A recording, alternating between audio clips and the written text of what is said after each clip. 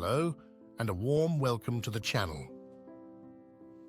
This summary is brought to you by Optimum Output, where we provide insightful and engaging book summaries. Whether you aim to learn something new or enjoy a captivating book, we've got you covered. Today's summary is The Psychology of Money, Timeless Lessons on Wealth, Greed, and Happiness by Morgan Housel. This book offers enduring insights into the psychology of money and much more. By the end of this summary, you'll be enriched with valuable knowledge. Morgan Housel, an investor and author, is also a partner at the Collaborative Fund, an investment fund supporting creative entrepreneurs. He has written numerous articles for the Wall Street Journal and authored 3 books.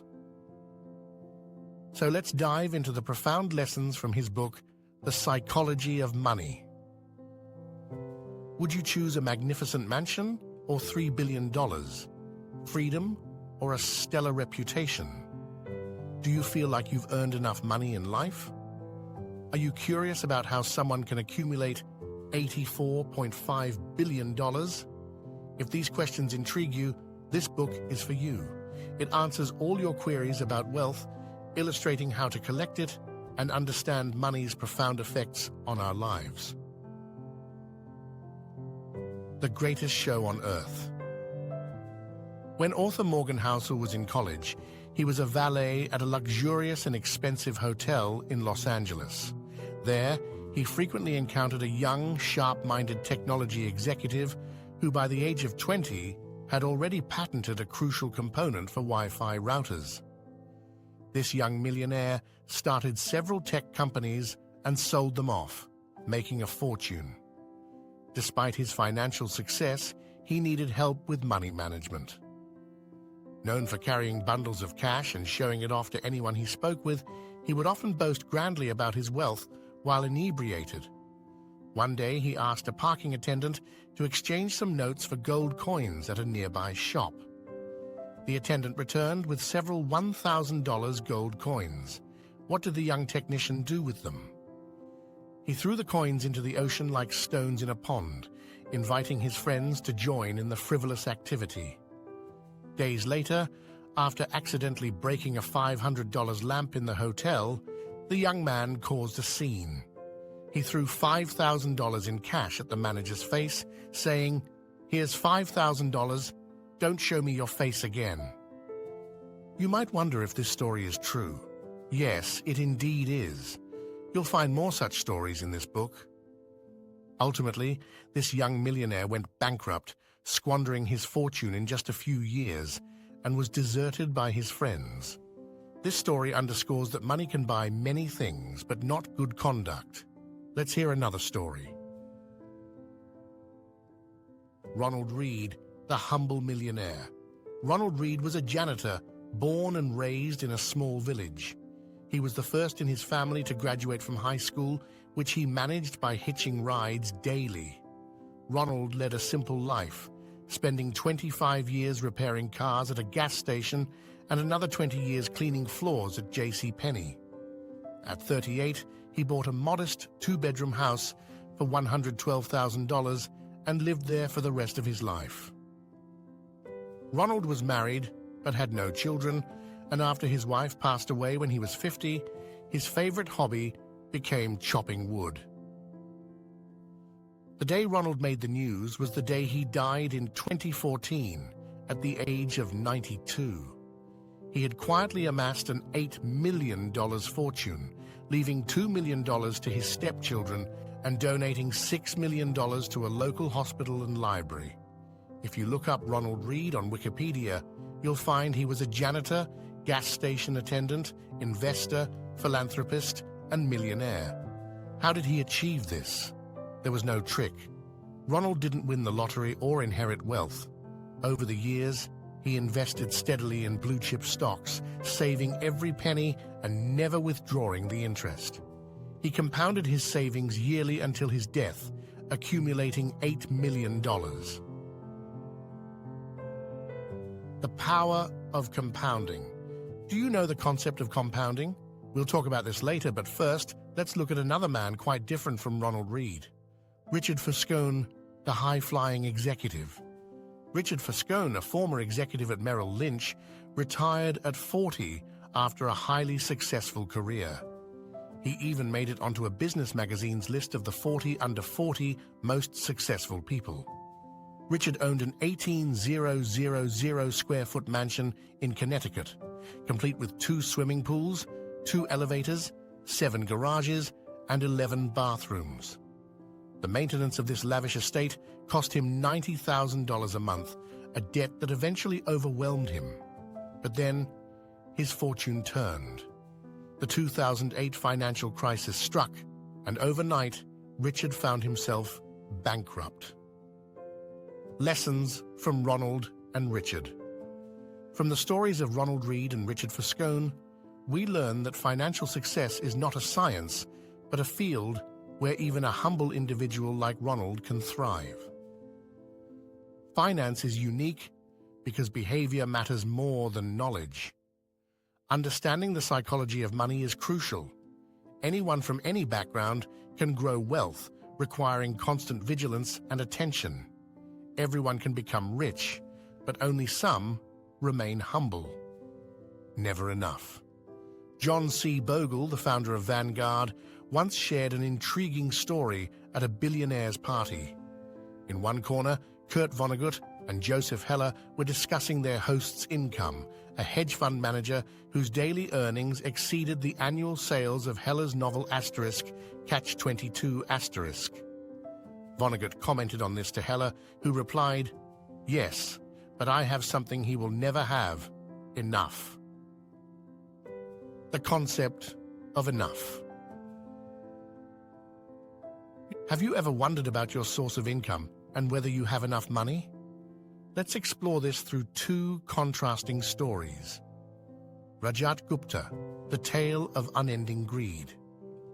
Rajat Gupta rose from the slums of Kolkata, an orphan who became the CEO of McKinsey, one of the world's leading consulting firms, by age 45. After retiring in 2007, he was offered significant positions at the United Nations and the World Economic Forum and served on the boards of 5 different companies. By 2008, Gupta's net worth had reached $100 million. However, he was never satisfied with his wealth. Already a centimillionaire, he aimed to become a billionaire and joined the elite circle of the wealthy by joining the board of Goldman Sachs. During the 2008 economic crisis, Warren Buffett invested $5 billion in Goldman Sachs. As a board member, Gupta knew about this investment before it became public knowledge, predicting the stock would likely rise. 16 seconds after a board meeting call, Gupta called hedge fund manager Raj Rajaratnam, who immediately purchased 175,000 shares of Goldman. Hours later, when Buffett's investment was publicly announced, Goldman's stock soared, and Rajaratnam made a profit of $1 million in a few hours, with Gupta earning a total profit of $17 million. This is considered a classic case of insider trading. Gupta lost all his wealth and went to prison, tarnishing his reputation. Why did he need another billion when he already had $100 million? He had everything: wealth, fame, power, and freedom. Yet greed led him to lose it all because he lacked the sense of enough.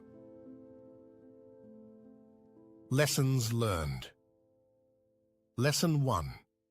The challenge of resisting the pursuit of more. The most complicated financial skill is refraining from accumulating more wealth. The lure of more power, fame, and money fuels ambition more than satisfaction. At some point, not advancing feels like falling behind, and people take more significant risks to progress.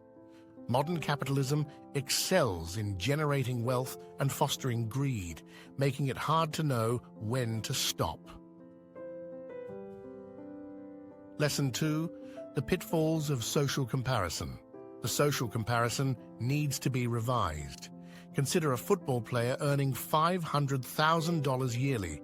He might seem affluent, However, he might appear poor compared to Mike Trout, who has had a $430 million contract for over 12 years.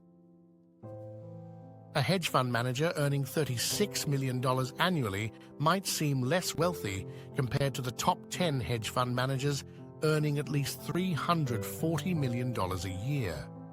Those earning $340 million might feel less compared to the top 5, who earn $770 million annually.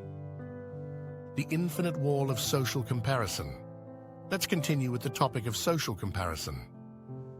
Comparing the top 5 hedge fund managers to Warren Buffett, who became $3.5 billion richer in 2018, or Buffett comparing himself to Jeff Bezos, whose net worth was $24 billion in 2018, illustrates the never-ending comparison cycle. This wall of social comparison is infinitely high, and you can never reach the top. The only way to win is to refrain from competing and assuming you have enough, even as others chase more. Lesson 3. The invaluable things in life. Some things are more valuable than money, fame, and power, no matter how much you have. Rajat Gupta stated in an interview with the New York Times after his release from prison that one should not become too attached to one's reputation or achievements, as they ultimately do not matter.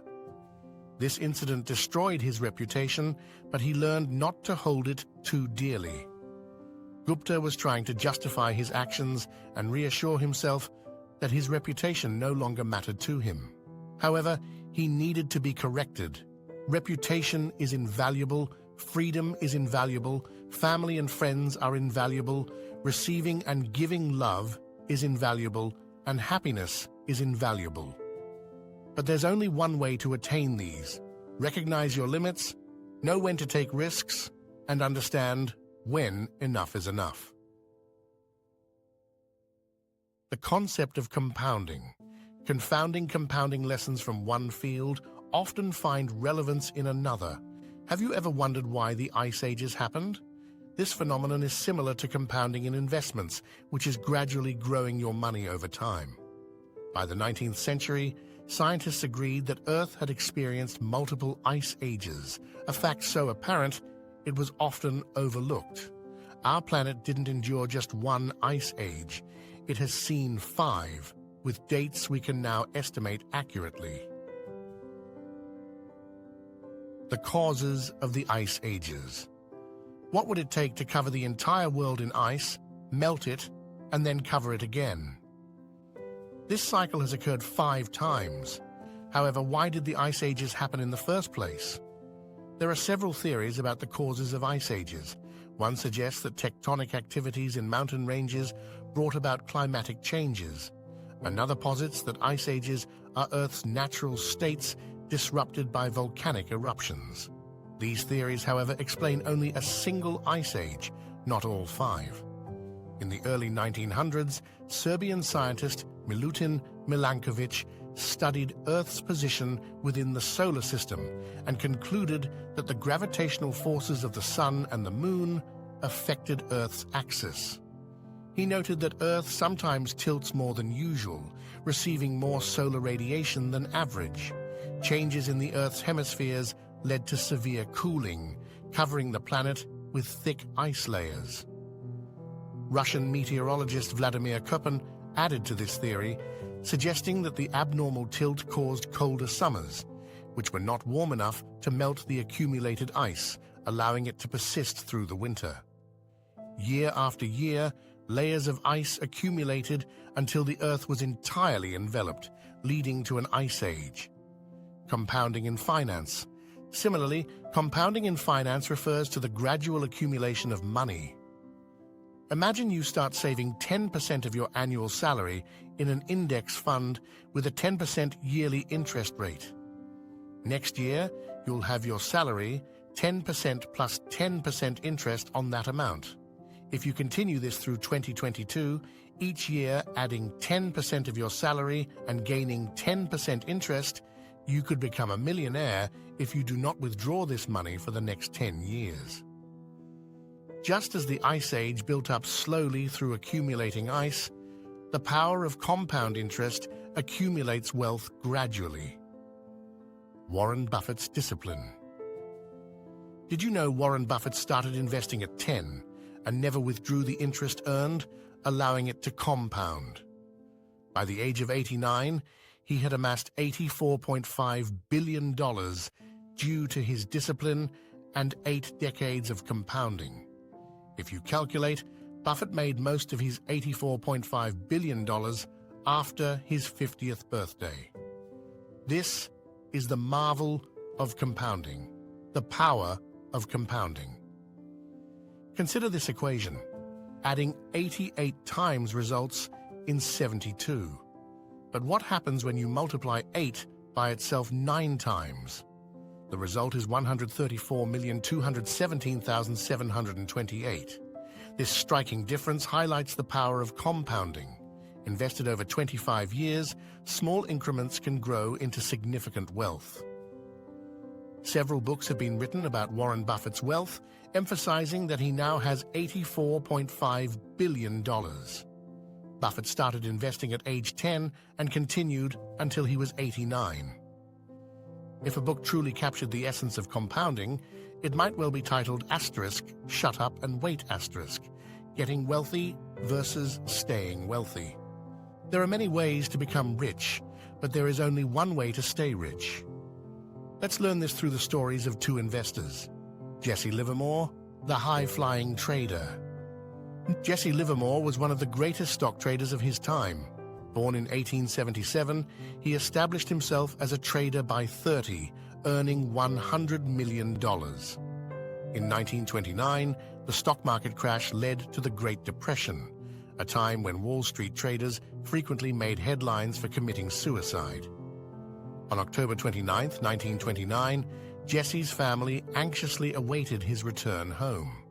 His wife and 2 children stood by the door while his mother-in-law sat inside crying. When Jesse arrived, he was in shock, not because he was bankrupt, but because he had made a fortune. He had bet that the stock market would fall, and his prediction was correct. He became a billionaire overnight, earning $3 billion in one day when everyone else lost their fortunes. Abraham Jamansky, the real estate developer. Abraham Jamansky was a wealthy real estate developer who became a millionaire during the 1920s. Like many others, he bet heavily that the stock market would continue to rise. However, a few days after the market crash, Abraham disappeared. He had taken his own life, the downfall of Livermore. Returning to Jesse Livermore after the 1929 crash, he became overconfident and unstoppable, continuing to place and win big bets. He believed he would always win. However, by 1933, he had lost all his money in the stock market. A few days later, Jesse too disappeared, having taken his own life. Unable to bear the reversal of fortunes, both men had become wealthy, but neither could maintain their wealth. Key takeaways. The stories of Jesse Livermore and Abraham Germany teach us that accumulating wealth is not enough. Maintaining it is the true challenge. It requires humility, self-awareness, and a deep understanding of the risks. The compounding lessons emphasize patience and long-term thinking, as evidenced by Warren Buffett's disciplined investment strategy over nearly 8 decades. Ultimately, understanding when to say enough and avoiding the pitfalls of overconfidence and social comparison is crucial to sustaining financial success. Making and keeping money. Making money is one thing, keeping it is another. You must step out, take risks, and be optimistic to make money. However, you must be humble to keep cash and remember that your wealth could vanish. Life is unpredictable. You might be on top one moment and at the bottom the next. To maintain wealth, you must learn to use money wisely, remembering that while money is earned through hard work, luck also plays a significant role.